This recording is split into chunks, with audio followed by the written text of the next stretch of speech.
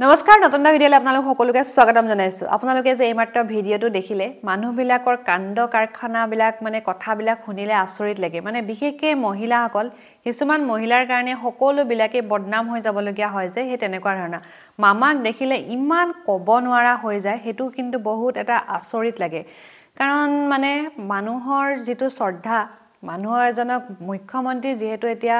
সাংবিধানিক এটা পদত আছে যেহেতু তেওঁ মানে প্ৰতি যেটো সন্মান সহকাৰে তেওঁ ওচৰত যাব লাগে হেতু নেদেখি আজিকালি মানে অতিৰঞ্জিত কিবা এটা দেখা যায় আমাৰ যেটো সংস্কৃতিৰ ভিতৰত নপৰে বিশেষকৈ এই সুমা খোৱা প্ৰক্ৰিয়াটো আজি কেইদিন মানৰ পৰা মানে কিছু বছৰৰ পৰা দেখা যায় যে বেছিকে হ'বলৈ ধৰিছে এগৰাকী মুখ্যমন্ত্ৰীক লগ পাবলৈ আমাৰ সকলোৰে মন যায় কিন্তু কথা দুটা কথাবাৰ্তা তেওঁলোকৰ মানে লগত আলাপ আলোচনা কৰিবলৈ সকলোৰে লগ কৰিবলৈ মন যায় কিন্তু এই যেটো বৰ্তমান সময়ত এটো দেখা যায়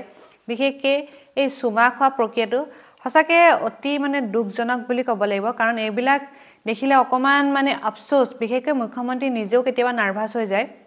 দেখা যায় আৰু বিশেষকৈ তেখেতৰ সহধৰ্মিনীয়েও কোনোবা এটা ইন্টাৰভিউত কোৱা দেখিছিলো যে তেওঁ কৈছে যে এবাৰ হেনো এনেকৈ সুমা খাওঁতে কাণখনতো দুখ পাই গৈছে হিমন্ত বিশ্ব ডাঙৰীয়ে কিন্তু আচৰিত লাগে মানুহবিলাকৰ মৰম চেনে ইমান বেছি মাত্ৰ 1200 টকাৰ কাৰণে মানুহবিলাকে যদি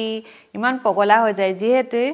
মানুহবিলাক একদম মানে ক'ব নোৱাৰা হৈ যায় 1200 টকাৰ কাৰণে তেনেহলে এতিয়াতো 10000 টকা দিয়াৰ কথা ঘোষণা কৰিছে তেনেহলে কি গতি হ'ব আৰু এই 10000 টকাটো যে দিব মুখ্যমন্ত্ৰীয়ে কেতিয়া দিব হেবিলাকো আপোনালোকে ভিডিঅ'টোত গম পাব গতিকে ভিডিঅ'টো স্কিপ নকৰাকৈ হেকলকে চাই থাকক এই বছৰৰ ভিতৰতে আমি লাখপতি বাইদৰ যি আমি আঁচনি হাতত লৈছিলো সেই আঁচনিখনো আমি ৰূপায়ণ কৰাৰ বাবে আগবাঢ়িম অৰ্থাৎ এতিয়া আমাৰ ভেৰিফিকেশনৰ কাম চলি আছে আৰু ভেৰিফিকেশনৰ কাম শেষ হোৱাৰ পিছত আমাৰ বিধায়কসকলৰ ওচৰলৈকে তালিকাখন যাব আৰু বিধায়কসকলে মঞ্জুৰি কৰি দিয়াৰ লগে লগে আমাৰ আত্মসহায়ক গ্ৰুপত থকা আই মাতৃসকলে 10000 টকাকৈ চৰকাৰৰ পৰা বেংকত তেওঁলোকে ধন পাব কিন্তু মূল উদ্দেশ্য হ'ল যে অকল 10000 টকাই দিয়া নহয় 2025 চনত যদি আমি 10000 টকা দিও 2026 চনত আমি আৰু 15000 টকা দিয়াৰ লগতে বেংকৰ পৰাও আমি লোন দিয়াবৰ বাবে চেষ্টা কৰিম কিন্তু আজি যদি আপোনালোকৰ এই বেংকৰ পৰা লোন ঘূৰাই দিয়া নো ডিউ সাৰ্টিফিকেটখন নাপালেহেঁতেন চৰকাৰে কলেও আপোনালোকক বেংকে কেতিয়াও লোন নিদিলেহেঁতেন সেই কাৰণে আজিৰ এই প্ৰমাণপত্ৰখনে আপোনালোকক ভৱিষ্যতে লাখপতি বাইদৰ আঁচনিৰ অধীনত আগবাঢ়ি যোৱাৰ বাবেও আপোনালোকক সহায় কৰিব আৰু সেই কাৰণে আমি ততাতয়াকৈ আপোনালোকক এই নো ডিউ সাৰ্টিফিকেটখন দিয়াৰ বাবে সিদ্ধান্ত লৈছিলো আৰু আজি এই নো ডিউ সাৰ্টিফিকেটখন দিয়াৰ পিছত বেংকৰ লগত আপোনালোকৰ লেনদেন নাথাকিব আৰু সেয়েহে অসম চৰকাৰে হাতত লোৱা আন বহু আঁচনিৰ পৰা আপোনালোকে উপকৃত হ'ব মই কেইদিনমান আগতে আমাৰ যোৰহাট জিলাত লাখপতি বাইদত কিমান বাইদ উপকৃত হ'ব মই হিচাপটো চাওঁতে দেখা পাইছিলো যে যোৰহাট জিলাতে 1 লাখতকৈও বেছি মহিলাই এই লাখপতি বাইদ আঁচনিৰ অধীনত বেংকত 10000 আমাৰ বেংক একাউণ্টত চৰকাৰৰ পৰা 10000 টকাকৈ লাভ কৰিব আৰু গোটেই অসমৰ ভিতৰতে যোৰহাট জিলাতে আটাইতকৈ বেছি লাখপতি বাইদৰ অধীনৰ আঁচনিৰ অধীনত হিতাধিকাৰী মই দেখা পাইছো শ্ৰদ্ধাৰ আই মাতৃসকল আজিৰ দিনটোতে মই আৰু এটা বিশেষ কথা আপোনালোকক ক'ব বিচাৰিছো অহা 15 তাৰিখৰ পৰা 21 আৰু কৰবাত 28 তাৰিখলৈকে আমাৰ সমষ্টিয়ে পুলিং বুথে বুথে গাঁও সভা অনুষ্ঠিত হ'ব এই গাঁও সভাবিলাকৰ মাজেদিয়ে আমি ৰাজ্যখনত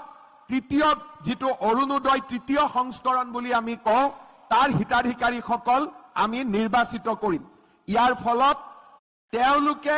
নতুনকৈ অৰুণোদয় পাব যোগ্য হয় নে নহয় তাৰ বিষয়ে আমি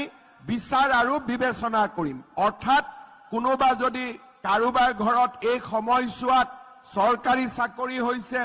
আৰ্থিক অৱস্থাৰ উন্নতি হৈছে তেতিয়াহলে তেওঁলোকে অৰুণোদয় তৃতীয়টোৰ বাবে তেওঁলোক হিতাধিকাৰী হিচাপে নাথাকিব। সেইকাৰণে যিসকলে আগতে অৰুণোদয় পাই আছে তেওঁলোকেও নিজৰ নাম যদি ভৱিষ্যতে অৰুণোদয় পাই থাকিব খোজে গাঁও সভাত উপস্থিত হৈ নিজৰ নাম তেওঁলোকে তালিকাভুক্ত কৰিব লাগিব। আনহাতে আমি আকৌ যিসকলে কেতিয়াও অৰুণোদয় পোৱা নাই তেনেকুৱা অৰুণোদয় নোপোৱা প্ৰত্যেকটো সমষ্টিতে আমি 10ৰ পৰা 12-13 হাজাৰলৈকে আৰু নতুনকৈ আই মাতৃসকলক আমি অৰুণোদয়ৰ কাৰণে নিৰ্বাচন কৰিম। অৰ্থাৎ যোৰহাট সমষ্টিত মৰিয়নি সমষ্টিত আগতে যদি 27,000 মহিলাই এই আঁচনি পাই আছিলে অহা 15ৰ পৰা 28 তাৰিখৰ ভিতৰত আমি 40,000 একোটা সমষ্টিত আমি অৰুণোদয় আঁচনিৰ বাবে হিতাধিকাৰী নিৰ্বাচন কৰিম। সেইবাবে আমাৰ যিসকল আই মাতৃয়ে আগতে অৰুণোদয় পাই আছে নতুনকৈও পাই থাকিব খোজে তেখেতসকলেও যাতে নিজৰ নাম আকৌ এবাৰ হিতাধিকাৰী হিচাপে সন্নিবিষ্ট কৰে আৰু যিসকলে কেতিয়াও অৰুণোদয় পোৱা নাই কিন্তু ঘৰত এখন ৰেচন কাৰ্ড আছে তেওঁলোকে যাতে নিজৰ নাম অৰুণোদয় তালিকাত সন্নিবিষ্ট কৰিব পাৰে তাৰ কাৰণেও চৰকাৰে 15 তাৰিখৰ পৰা 28 তাৰিখলৈকে যি সুবিধা আগবঢ়াইছে সেই সুবিধা গ্ৰহণ কৰিবৰ বাবে মই সকলোকে অনুৰোধ জনাম। ইয়াৰ লগতে এই বছৰতে আমি অসমত আৰু কেইবাটাও নতুন সুন্দৰ আঁচনি আৰম্ভ কৰিছোঁ। বিশেষকৈ আমাৰ